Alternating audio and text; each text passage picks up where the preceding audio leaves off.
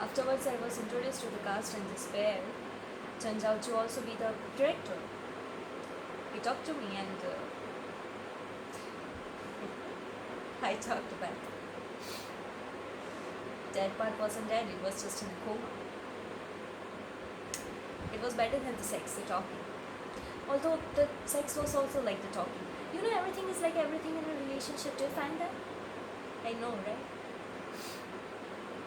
So we spent the whole night and next day together. I just never left. Yes, to be honest, all the problems were there in the beginning too, but I just went along with him in his life because it felt so damn good to feel myself alive. And in the beginning, I was the actress, the star. It felt like something.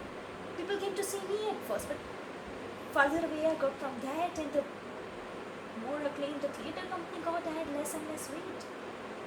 Then I just became, who remember that actress in that thing at the time? Maybe was the drop. It would have been fine, but I got smaller.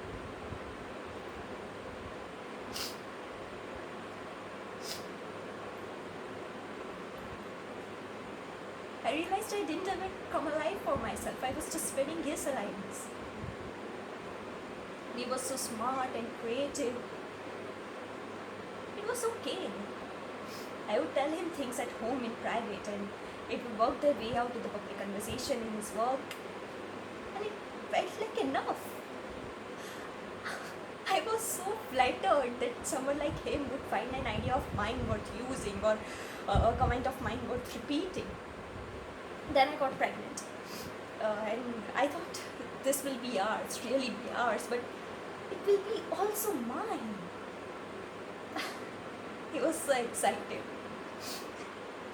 It was nice for a while.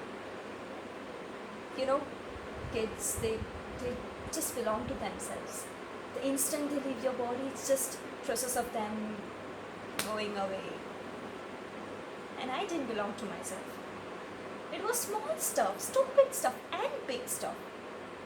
All the furniture in our house was of his taste. I didn't really even know what my taste was anymore because I'd never been asked to use it. I didn't pick our apartment, I just moved into this.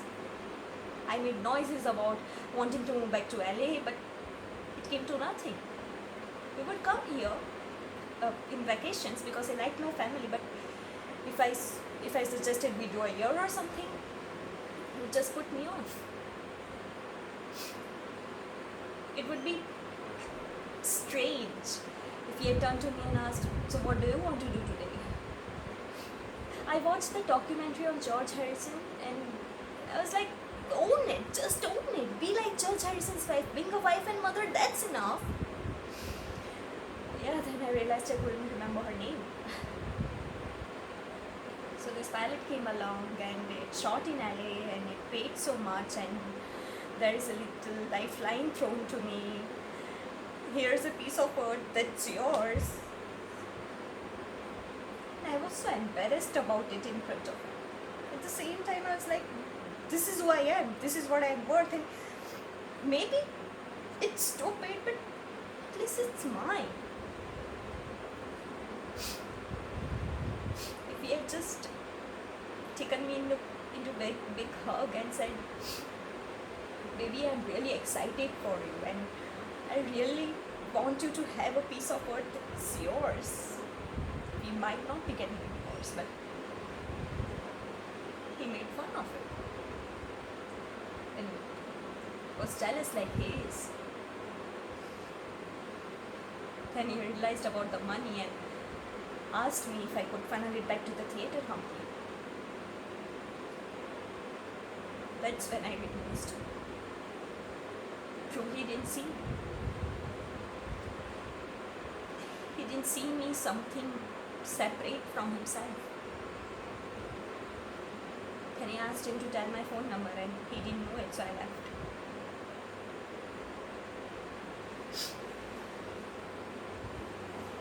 Also, I think he slept with the stage manager Mary.